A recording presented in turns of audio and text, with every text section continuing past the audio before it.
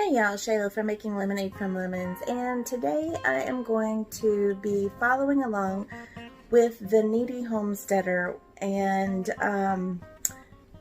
we are making sourdough starter. And so I have been watching the Kneady Homesteader for quite a while, and that is actually how I came about the homesteading community, because I saw her videos, which led me to Living Traditions, which led me to Luke from Am I Gardener and Jess from Roots and Refuge. So I kind of have come about this whole community through the Kneady Homesteader. And so she decided to do a 9-day vlog of doing sourdough starter. And so I'm a little bit late in getting started on mine. I'm a couple days, she's on day 4 and I'm on day 1. So, but anyway, so this is a video response, and so I'm going to get started. Okay, so the first thing that you need is you need a jar or some kind of crock or something like that.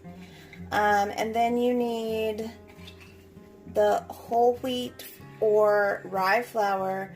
I'm using whole wheat. And then you need water. And those are the only things you need. I'm also using a scale because that's how we're going to measure everything out. We're going to do it by ounces. So I'm going to see if I can get you to set up here like this. See if I can get that to stay. Okay. All right. That way you can hopefully see what I'm doing. Okay. Edit that out. Okay. All right. So the first thing that you need is you need to measure out. I'm going to zero my scale here, and then it is in grams. So that's what I want it in, and you're going to measure out 50 grams of your flour into the jar. So that's what I'm going to go ahead and do. And I'm just going to be watching my scale here to make sure it says comes to 50. It's 5 grams there.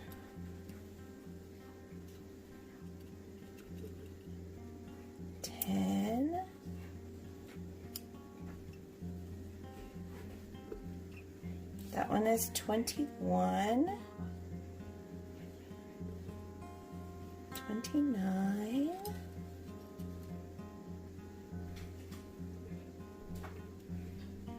37,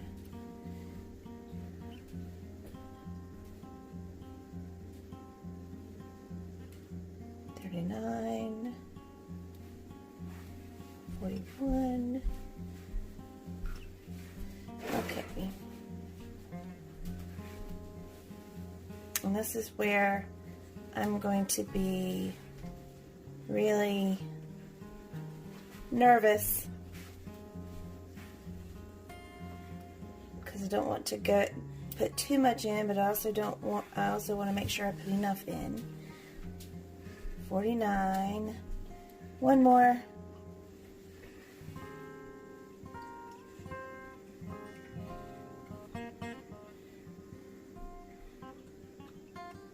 There we go, 50. Okay. And I've wanted to do sourdough for such a long time, but I've always been really scared of it. So whenever Heather decided that she was going to do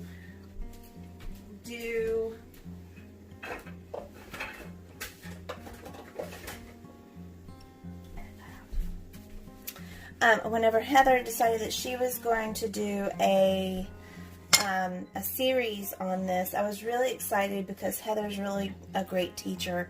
So anyway, so then the next thing you're going to do is you're going to add 50 grams of water, and so that'll take it up to 100. So this water has been filtered through my Berkey because you want non-chlorinated water. Okay, so I'm going to go ahead and start adding in, and I'm going to bring this up to where it's a total of 100. So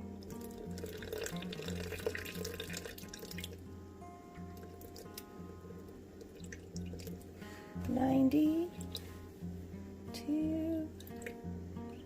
94, 99,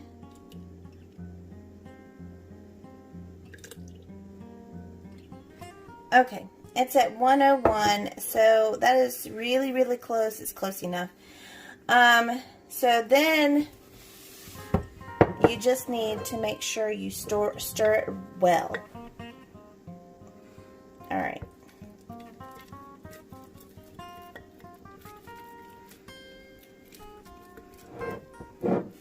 All right, and if you guys know anything about sourdough starters, that kind of thing, most people name their starters, or at least it is common to name your sourdough starters. So I have decided to call my starter George. And the reason I've decided to call him George is, if you guys know the Bugs Bunny cartoon where he talks about, I'm going to love him and pet him and squeeze him, and you know. We'll name him George, and I will hug him and pet him and squeeze him. And you need to make sure your hands are clean when you're doing this, so that you can just make sure you get all of that back in there.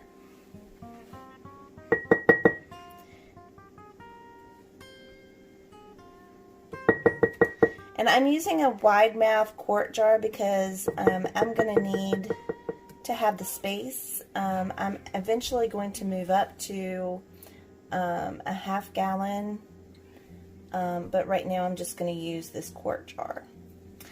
And then the only thing that you need to do after that is you need to cover it and put it in a warm place. So you could cover it with a tea towel and a rubber band, or some people use coffee filters, and some people just use a loose lid. And that's what I'm going to do, is I'm going to get, I have these plastic lids, and see, they've been used before.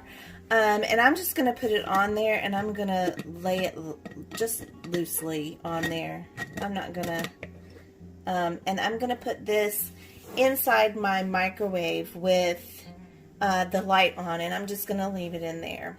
So you can either do that if you know that your home is a little bit on the cooler side. You can do that, or you can put it in inside the oven with the light on, or whatever, that kind of thing. There are some people who have proofing boxes, and if you have proofing boxes, you can use that. Some people have the Excalibur type food dehydrators, and you can use those after they've been warmed up a little bit, that kind of thing. You just want to make sure it's warm, and you're going to keep it overnight. And anyways, so that's it for day one. And so I will see you guys tomorrow with another installment of the sourdough starter.